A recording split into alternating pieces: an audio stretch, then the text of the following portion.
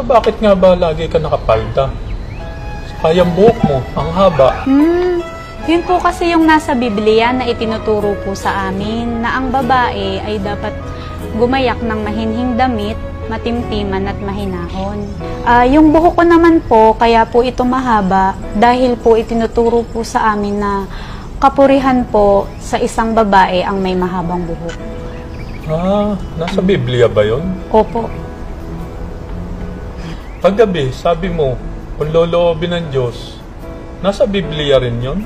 Opo, nasa Biblia po yun. Hindi po kasi natin alam ang ililitaw ng bukas. Kaya po dapat po nating sabihin kung loloobin ng Diyos para po maingatan din po niya tayo. Bakit mo naman sinabing salamat sa Diyos? Kagabi, kami naman ang kausap mo.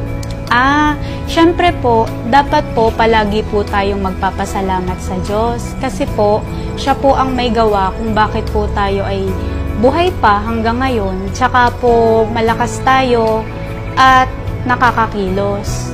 Diyos po ang may gawa nun. Nasa Biblia rin yun? Opo.